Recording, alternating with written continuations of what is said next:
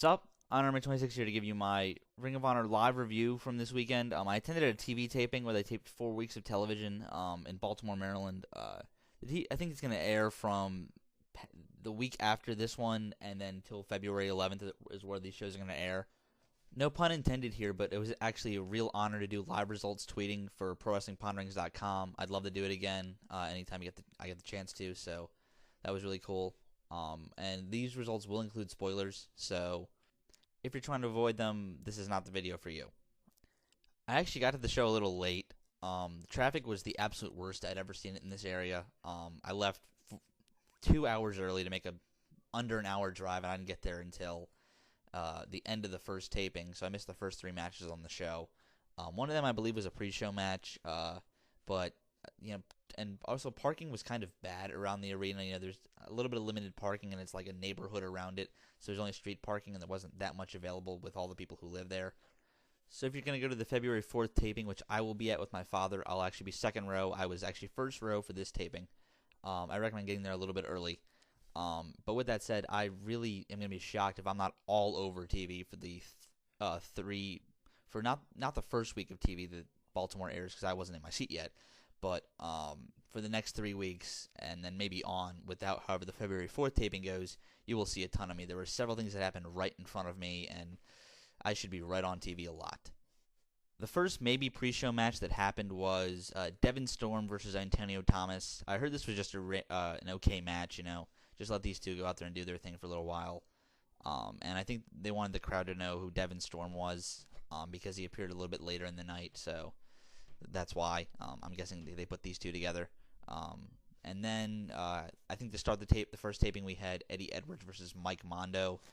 I heard this was just okay. I heard Edwards dominated, and then he got the win. I don't know how else it happened. And then we also had Roderick Strong versus Ricky Reyes.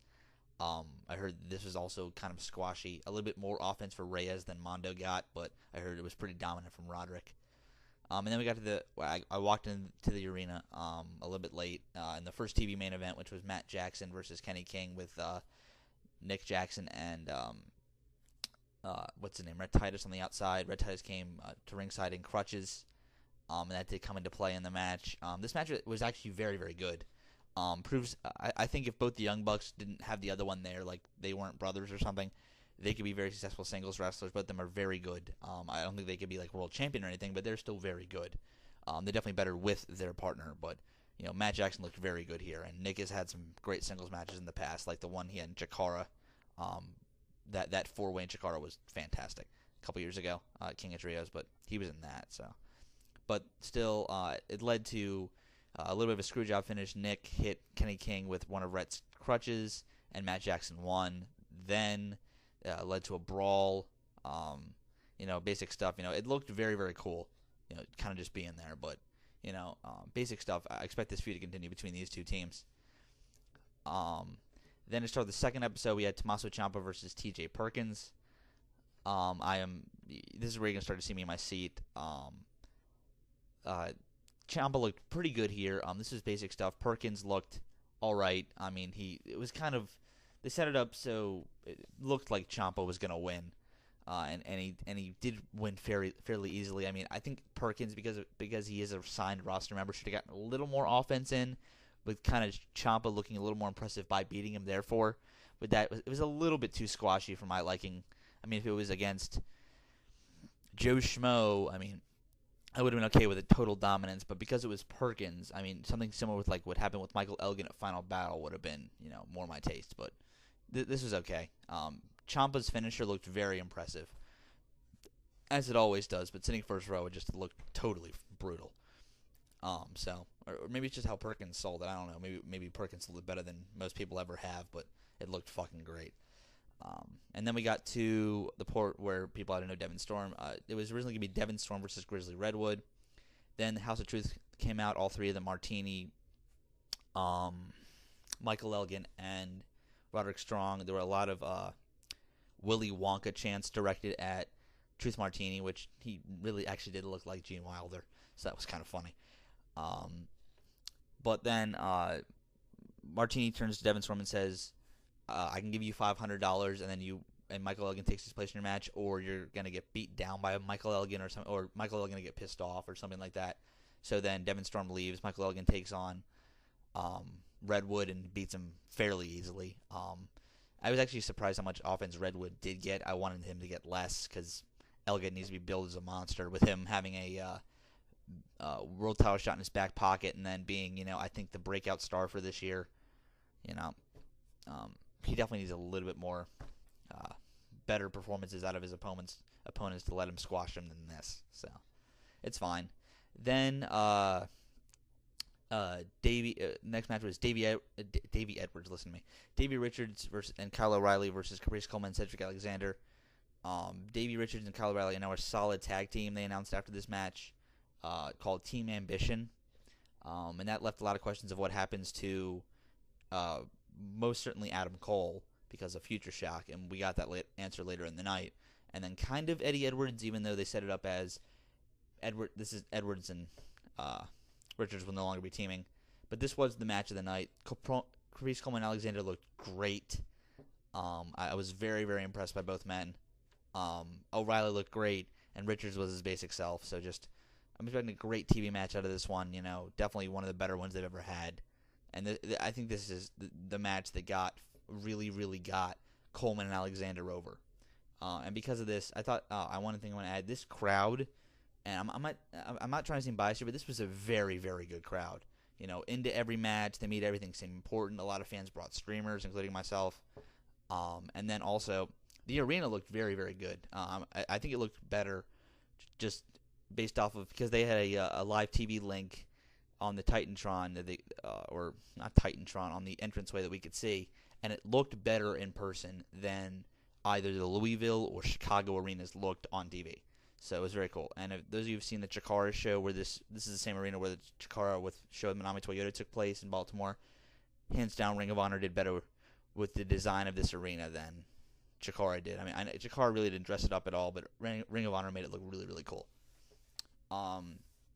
And then after this match, I said Eddie Edwards comes out and says, Davey, you got what you wanted. And so basically that's the official split of the American Wolves.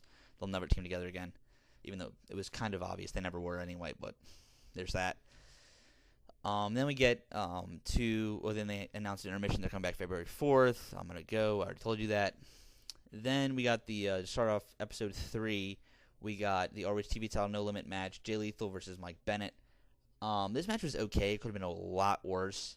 I'm glad that Maria came into play in this match, showed that she's just not your normal valet. She deserves to be in the show somehow by playing a little bit in the result. She basically this match was going about 10 or 15 minutes. Then Lethal and Bennett knocked heads and knocked Lethal down, and it looked to appear to knock Lethal out.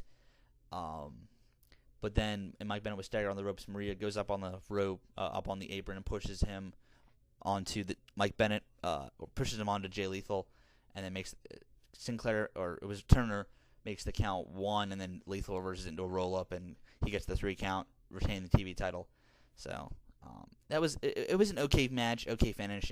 It could from Mike Bennett, a lot of the fans were kind of crapping on him, so it definitely could have been a lot worse. I'll say that. It might have even been a little good. I'm not going to judge this match too much because Maria was standing right in front of me the entire time, and yeah, you can imagine what. Anyway, let's move on. Then basically we had Steen come out for a promo. Steen did excellently with this promo. Basic stuff from him. Calling Ring of Honor bullshit and saying how he's going to hold this company hostage and all that great stuff. Then Cornette came out with security, and Kerry Silkin said he's banning all versions of the pilot driver. And then Steen basically said, okay, that's fine. I have some tricks in my bag. And I knew that would lead to something later in the night. Then the next segment was Charlie Haas and Shelton Benjamin coming out. They demanded a rematch with the Briscoes. Actually, at first they said that don't even bring the Bravados down to the ring. And I knew the Bravados are in Japan. So I was wondering what was going on.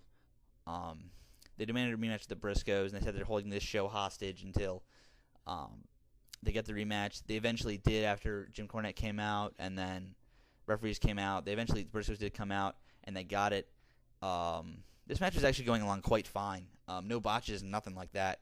But then about 7 or 8 minutes in, Benjamin got himself disqualified by hitting Mark Briscoe with the chair. Cornette fined him $5,000 and solidified the heel turn on TV and teased another rematch. And I think it's going to happen in Miami, unfortunately.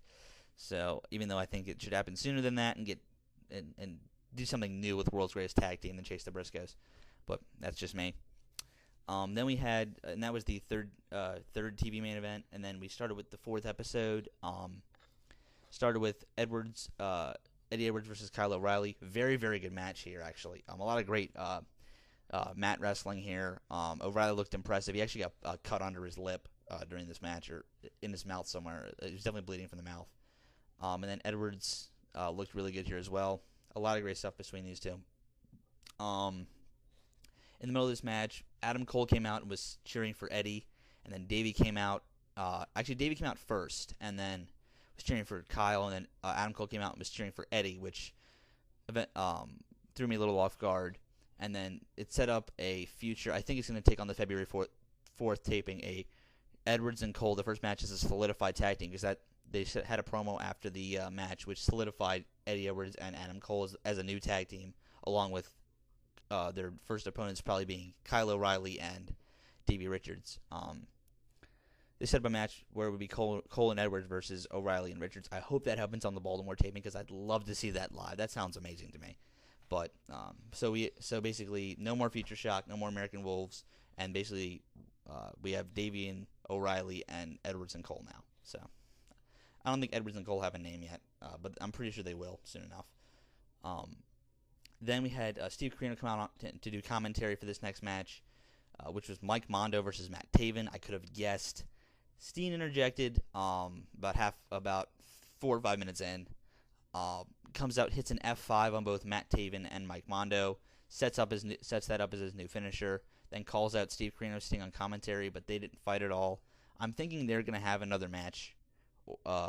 It looked they were going to brawl, but they didn't fight. I mean, I don't think there's any reason why they wouldn't do that unless they're going to have another match. It looked cool. The crowd was definitely into it, but maybe it would be a little bit different. Like I hate to say this, but I can see them bringing back the Barbed Wire Massacre for these two. I would never do. That's something I wouldn't do personally, but I can see it happening because of I don't know. That's a random thought, but I can definitely see them having another match. Then we got the main event of the night, the main event of the 4th taping, House of Truth versus the Briscoes, where both men put up their $5,000. This match was actually really, really cool. Going on really, really well. But then about 10 or 12 minutes in, Truth Martini threw baby powder in the face of Jay. Jay kind of leaves for a minute, comes back with a baseball bat and uses it on Strong and Elgin, getting himself disqualified. And then they get the money back, so that's how that kind of worked. It was a DQ, but it was, in a sense, an okay DQ by me, based off you don't see a baseball bat, all that often in wrestling as a weapon, or at least in Ring of Honor, at least. But definitely some good stuff here. And I'll say this: the 2 things that had to happen on this TV taping happened. Explain where Steen's going with his new finisher and stuff that actually happened, and then explain the whole Davey and Eddie thing going out of Final Battle, and that happened. So the 2 main things that had to happen happened. I actually agree with True Slayer. I hope that there's some promos that happen that have at least Steen, Edwards, and Richards on every show, with maybe even adding Adam Cole and Kyle O'Reilly because of how they're involved now. But I would really like to see that because they both deserve bigger roles in Ring of Honor. But we'll see. These were a lot of interesting stuff. This was a little weird booking, but with how it all comes together on TV, it looked really, really interesting to me. So hopefully everything appears great on TV, and hopefully it'll look for me on TV. All right, and I will see you guys later. Thanks for watching. I also got Gateway of Honor and Survival of the Fittest 2011 at the show on DVD, so expect to see reviews of both of those coming up. All right, again, thanks for watching, guys. I'll talk to you guys later.